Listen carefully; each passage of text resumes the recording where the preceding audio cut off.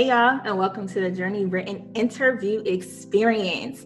I'm super excited to be here. I'm Brit, Lashae, writer, author, and founder of Journey Written. Journey Written is a self-publishing and book writing company. We specialize in helping women release their unique story, their testimony, and just really creating a space where writers can help other women break their silence as well. And I'm super excited for today because we have one of our very own authors, Miss Amber Bryant, here joining us. Hey, Amber girl, hey. Hello. I'm so excited to be here. Thank you so much, Brit Lashae, for having me today.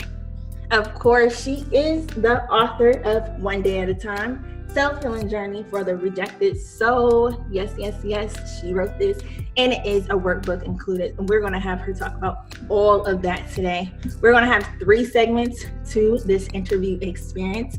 We'll have the preface, where we were talking about the author and their book, letting them shine through. We're going to have the author's corner, where we just kind of get to know our author just a little bit more.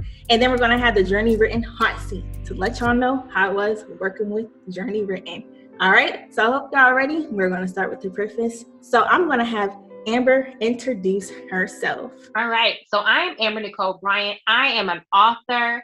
I am the founder of She Writes in Ministry. It's a Christian online ministry that does weekly blog posts. I do different spiritual inspirational posts to keep you motivated during the week. I'm also the founder of She Writes Brands, a writing service that specializes in resumes, cover letters, and LinkedIn profile optimization. So writing is in my DNA. I love writing. I have a background in writing. So it was a no-brainer that eventually one day in life that I would write a book. Now, if you would have told me 10 years ago that I would write a book about rejection, I would have been like, no, poetry, baby? Or rejection, no. But, life has its twists and turns. And last year in 2020, in the middle of a pandemic, I decided to release this book, start the journey of writing it. And it has truly been a journey. And I'm super excited. This is actually my 3rd book. So I actually wrote 2 books previously, One Day at a Time. I said it's the 3rd book, but my other 2 books are Early Do I Seek Thee. It's a Christian devotional, 31 days. So if you're a morning person, or if you need to be a morning person, this book highly encourages you to do that. Then I have a prayer journal that has different spiritual prayer prompts in there for you. So if you need to get your prayer life together, it's also an awesome book. But this book is my first real book. One Day at a Time is everything. It's a book. It's a workbook. It's a poetry book. It's a prayer book. It is everything you need to take you through the journey of healing your rejected soul. I absolutely love this book. It is amazing and definitely helps you going through rejection. So I definitely want you to talk about what your book is about. My book is for every woman and man who's ever been told to just get over it when dealing with rejection. So even though the book focuses on romantic rejection, it can be rejection from a job, it can be rejection from school, any type of rejection, but primarily romantic rejection. So One Day at a Time is a book for men and women dealing with rejection, primarily romantic rejection. That was the basis of my journey with the book, but you can use it for any type of rejection, whether it's rejection with the job, rejection in school, rejection when it comes to friendships. That's a whole nother level of rejection that we don't talk about. But this book is going to take you on a journey to healing your rejected soul. Many times we're told in society by our friends and family just to get over it. And after a heartbreak, while that seems nice to say, and eventually we will get over it, it takes time. And guess what? Time does not heal all wounds, but doing the work during that time does. So I created a book for people that struggle with rejection. They've been through a lot of relationships where they might have been rejected, or they can just be dealing with one relationship, but that rejection has really kind of just wrecked them and they need to get over it. They need to really heal. This book is going to take you through a 9-phase journey of healing the rejected soul, from starting off at the very top when you're going through the first signs where you don't want to get out the bed, you're crying, you're emotional, you're erratic, to the very end when you're finding yourself and you're gaining self-confidence and you're finding out who you are outside of the relationship. This book is going to take you through all of those phases so you can heal. Like they say, healing is the destination. I think healing is the journey and wholeness is the destination. So Let me get it right. So this book is going to take you on the healing journey, the ups and downs, because that's what healing is, ups and downs. It's not always linear. So the book is written in 9 different phases in an order, but you don't have to start the book in that order. You start whatever phase you're in, but guess what? You might start at phase 4 and then you might have to go back to phase one. When I wrote this book, I was just dealing with the rejection chapter or phase of the book, rather. I don't like to call it chapters, I actually call it phases because healing comes in phases. But I had just actually experiencing that myself. So I talk about that story. So when I wrote this book, that story was very alive for me because I just dealt with that situation and that person. So again, I had went through the other phases, but before I could actually release this book, God took me through one more phase to complete my journey so I could be able to write this book to help other men and women in their journey of healing. So guess what? We're all going to eventually, have our ups and downs, and it's okay. You don't always go through the journey just this phase, and I'm going to this phase. It's up and downs, but you got to do the work and you'll get through it. No, that's so true. And I love how you talk about healing is definitely a journey, right? And that's what Journey Written is all about. And so, we talk about triggers and everything like that. I'm really big on helping people understand their triggers. So people don't know, like, as you're writing your story, as you're writing your testimony, whatever you may call it, you may get many triggers writing it. So talk to us about how you handle triggers that may have come up as you were writing your story. So I actually had a lot of triggers. And the funny thing is a lot of the triggers were not triggers that I thought. So I thought in my mind when I wrote certain phases that I was going to get triggered when it comes to certain situations, certain men in my life. And actually the men that actually triggered me, or the stories in the book that triggered me, were stories from maybe 5 years ago, stuff that I've long gone, not even thought about. And the fresher stuff that I just dealt with didn't trigger me as much. So when I had those triggers, I had to stop back. And I had to sit, and luckily I have a therapist and I have a life coach, and Brit Lashae is awesome. She does inner healing as well. So she was able to help me during this journey as well. But when I had those triggers, I had to understand those triggers were for me to work through. And luckily I have the tools to work through the triggers. But there were times I might have to stop the writing process and deal with the issue on hand. I highly recommend, if you're writing a book and you're triggered, don't try to write through your triggers. Deal with them. Because at the end of the day, yes, you want to get the book, but you also want to make sure you're healthy and you're whole as you are writing this book, because you don't want to write the place from a place of brokenness. You want to kind of overcome it, because if you don't, you'll get triggered the entire time you're writing the book. You're going to have triggers. So there were moments, for particular example, when I wrote, I call it Let Me Cry phase, I kind of got triggered. Also another phase I got triggered is Why Me, when I was talking about closure. And this happened when I say almost 8-9 years ago. Long gone relationship, haven't even talked to the person recently, other than to tell him that I did mention him in the book. I got very triggered, and I realized it had nothing to do with him, but just how far I have grown and how I view closure. And at that time I got triggered because I had to go back to a person I no longer am, and it was very triggering me to go back to that place, that person who so badly thought she needed closure and wanted closure, to the woman I am now. So it was very triggering me to have to go back and write that story from that perspective of me 8-9 years ago. So I had to take some time, step back, pray, journal, to be like, hey, you're not that person anymore. But for the truth of this story, for this book, you have to go back to that person, to be honest, to let people know where you were at in your journey. Most definitely. And thank you for sharing that and giving our viewers and the audience just that piece of advice to really sit and deal with your triggers and understand what is triggering you so that you can heal from it and always, grow from it. And then my favorite saying is always knowing how to respond to it versus reacting to it. So definitely thank you for breaking that down as well. We are going to move over to the Author's Corner. This is where we get to learn a little bit more about our authors. So the first question is going to be, have you always wanted to be an author, a writer? Absolutely. So I have a minor in writing that I got when I was in college. But before even college, all my teachers in middle school and high school would tell me, you're such a great writer. Oh my God, you're going to be a writer one day. And I wouldn't think much of it. I just love writing, but I didn't think of myself as a writer until I got probably in college.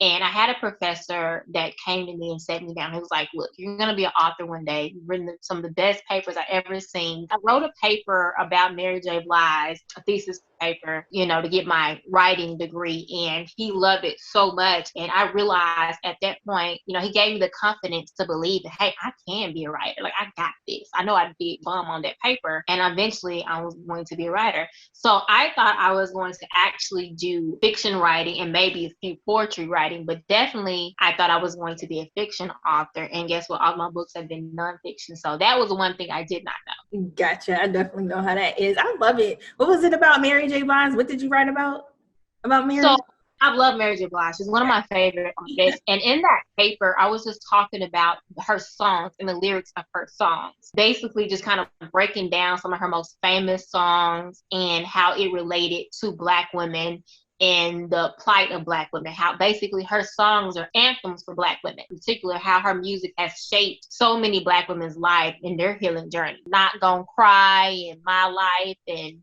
Real Love and all those songs. And we love those songs, but those songs have such deep meanings. And she's one of the artists that actually just poured it out in her songs. So I just talked about her particularly and how impactful her songs were to Black women. I love that. Next hot seat question is, describe your writing space and time of day you usually write, or your favorite time of day. This is so funny. I am a weird writer. I write when the creativity falls upon me. As I say, the Holy Spirit falls upon me. So I don't have a certain time. I don't have a certain space, but I have to be in a creative mode to write. So when we started the Journey Written process, it was funny because you had me on a writing schedule, and I've never been on a writing schedule before. I've kind of just written whenever. So I had to really pray, and I said, Lord, listen, I'm on a schedule, so I need you to give me that inspiration during these times. And he did, which was like something new for me. But honestly, I just write when creativity falls on me. And I can literally be in my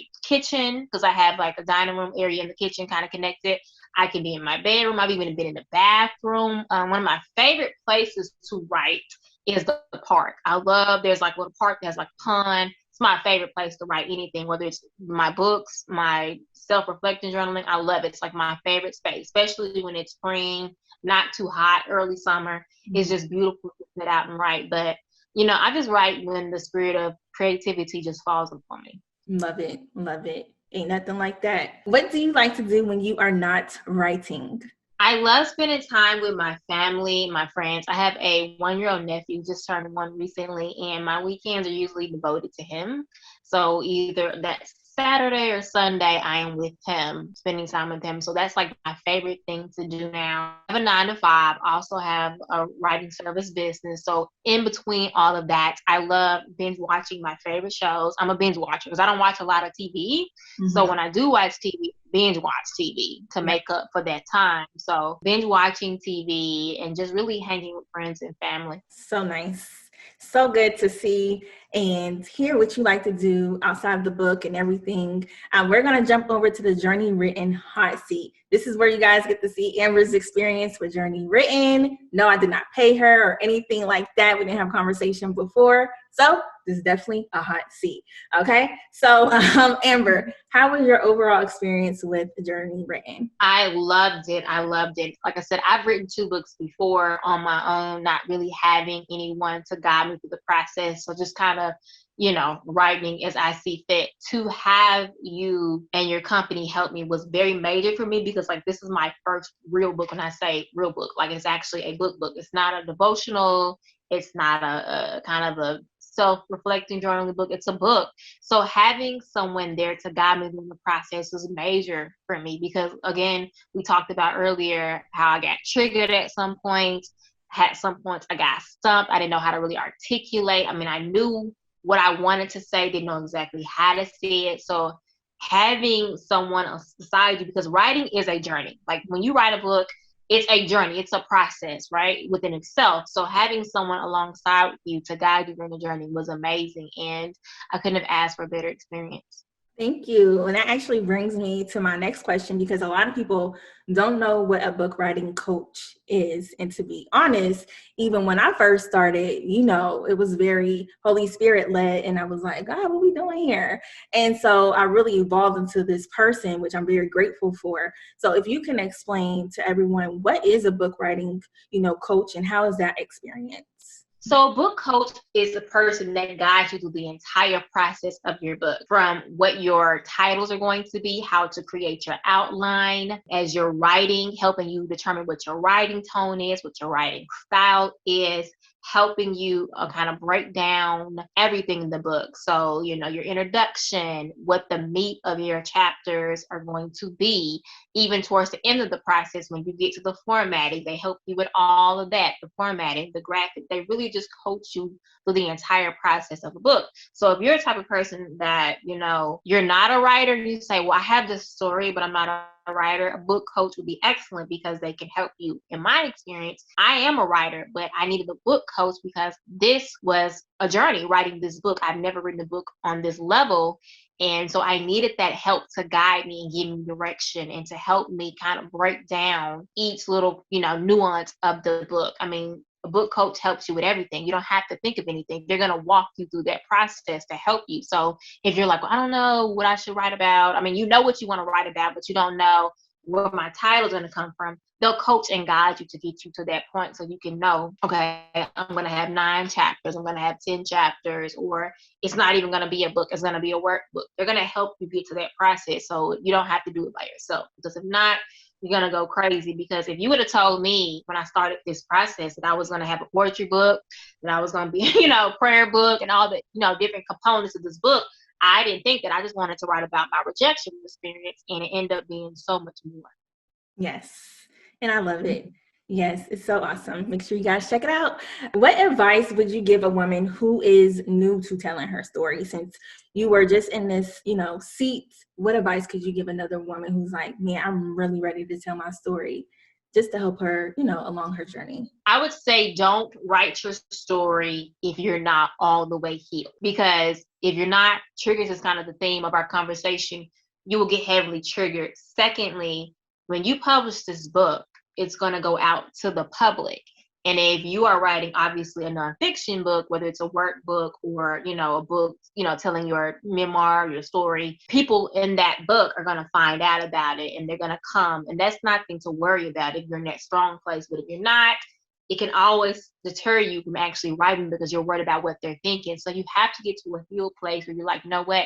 This is my story. Some people are not going to agree with it, but this is my story. I've had so many friends and family tell me that they want to write a book or they want to share their testimony, but they're worried what other people have to say, people that are involved in their story or testimony. So that's the number one thing. Make sure you are ready for that, ready for some backlash because it's going to happen, ready for different people to give you their opinions. But you have to understand when you write this book, it's for a purpose. It's to help other people. I didn't share my story just so I can share my story. I shared my story because I want people to learn from my mistakes, learn from the things that I got right as well, and incorporate that in their healing journey and take that with them. So, be ready. You might not be completely healed, but be healed enough to be able to share your story without having too many emotional breakdowns, and understand the book is bigger than you. It's not just about you. Yes, it's your story, but it's primarily to help other women. So look at it as a testimony, how you overcame. So that's how I viewed the book. So that's how I was able to write the stories and not get too triggers. I realized, you know what, I'm over this certain parts, but you will learn about yourself in the process. And that was the greatest thing about this book, was that when you write a book on this level, when you're talking about yourself, the most triggering part was the person I am now compared to the woman I was in certain part of those stories. That was the most triggering part for me. So be able to deal with that as well when you're telling a story, because you might be telling stories that happened to you when you were a little girl, where you were in college or a teenager, and you've grown since that point. So sometimes it can be a little hard to go back and write that story from that perspective, because to be honest to your audience, you don't want to write it from the place you are now. You want to go back to that place because they might be at that particular place. So you want to honor that person to let them know, I was once where you was. I'm not there now, but I know how it feels at that point. No, that's so good. And you hit on a lot of points, like what our company stands for, right? We show ready women how to release and write their testimony. And it is so important to be ready to share that part of you and break that silence so that you can help the next woman on their journey. That's why we specialize in the book but we also specialize in the book and workbook because we want people to learn from your story so that they can also push through their story so they can get to a place where they are ready to break the silence, ready to share their story, and just ready to, share it to the world. And like you said, Amber, like a lot of people, when you share your story, you probably gonna get some pushback, especially from family, from some friends, from people that you don't expect, like, oh, why you put that in there? Or why you do that? And you have to just continue to ask for courage and strength to push through to tell your story, because we not being silent no more, like at all. And it's really time to break the silence. So I love that you hit on all those points of just getting to a place of giving yourself permission to heal and giving yourself permission to be whole and strong in the woman that you are. So I really love it. That giving yourself permission to have courage. Yes. It's funny because I did have friends say, you're going to actually put that in there? You're going to put that? Yes, I'm going to put that in there. I'm not trying to discredit this person's reputation and this person's character, but this is my side of the story. So you really have to ask the Lord to give you courage to do that, because it takes a lot of boldness to share certain things, because it will affect other people. But it's like you say, no more silence, no more shame. It's not about them. It's about you, because somebody else reading that book has that same story for sure. I mean, everybody who's gotten the book is like, oh, I'm phase 4, I'm phase 7. So that's my story, literally. And I'm just like, yeah. So I had to do my due diligence and be honest, because if I wasn't honest, they couldn't connect to it. Mm-hmm. Right. Yes. And like Amber said, we are big and huge components of therapy, really getting your inner healing that you need. So please, if you're someone who may struggle with healing or anything like that, please reach out to someone who can help you, reach out for support, and, get the help that you need, because I am all for it. Okay. And last question for Amber, would you recommend Journey written to another woman, and why? Absolutely. Any woman that has a story that is going to break people free from the shackles or whatever they're going through, whether it be rejection, whether it be domestic violence, whatever you can help women break free from through your story, highly encourage you to work with Journey Written. You don't have to worry about it. They're going to walk you through the process. No way of stressing yourself out anymore. I know all these people say, write your book in 10 days. Listen, you need some help, because writing a book is a journey within itself. So if you're needing help, wanting help, and you want someone to help you, even in those sensitive moments, because a lot of book coaches don't do that. They help you write the book. But when you have those triggering moments, because she is skilled in inner healing, she's going to help you when those moments come, because they will come, and you need that, because you need to kind of deal with your issue, but you got to get back to that book writing process. Yes, ma'am. And we thank you. We love you as a client. We thank you as a client. It has been such a pleasure working with you, having you on this interview as well. I want to give you a chance to let everyone know where they can follow you at, where they can find you at, where they can support you as well. Absolutely. So always say follow Amber Nicole Bryant, because once you do that, it has all of my other Instagram pages. So it has the ministry page, my business page. So you can just look in the bio and you can just, follow all of them if you want to. You can get the book on my website, www.shewriteit.com. Again, that's www.shewriteit.com. Or you can get it on Amazon and Barnes & Noble, so online. So however you feel, highly encourage you to get the autographed copy from me.